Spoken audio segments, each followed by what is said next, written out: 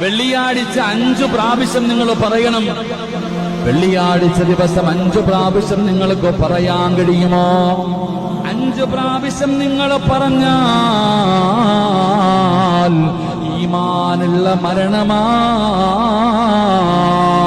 റബ്ബിനോട് ദുആ ചെയ്യുമല്ലോ, അല്ലാഹുവിനോട് ദുആ ചെയ്യുമല്ലോ.